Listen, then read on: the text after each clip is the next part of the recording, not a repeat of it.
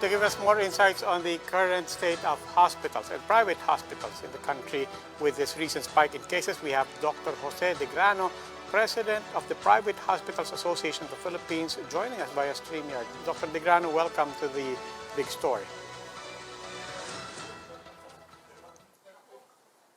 Good morning, good evening, Robbie. Good evening. And Gretchen.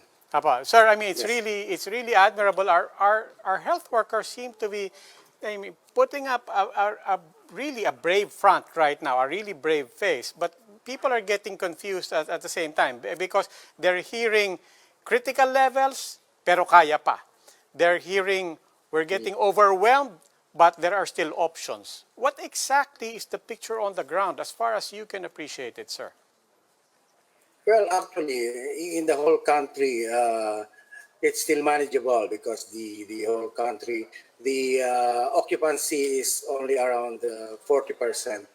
But in urban centers like the National Capital Region, it's more than 50% occupancy, and there are at least 20 facilities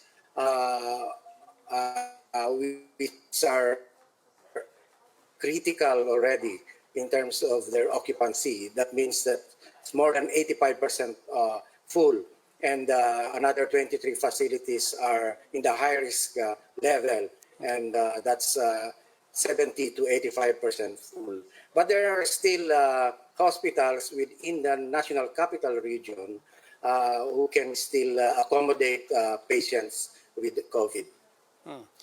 Given that, Dr. De Grano, what are the indicators that you are particularly watching to which we will be sensitive as to whether or not to sound a stronger alarm? Well, of course, the first one is the number of cases per day. Right now, it lowered down a bit from 5,400 to 4,400 plus. And then, of course, the positivity rate, which has gone up to 12.7%, from 4% to 5% in the middle of February.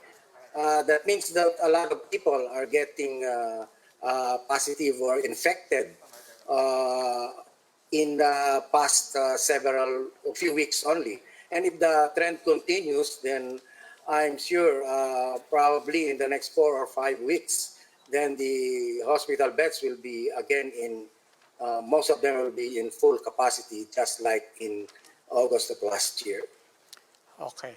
Dr. Jose De Grano, President of the Private Hospitals Association of the Philippines, maraming salamat po.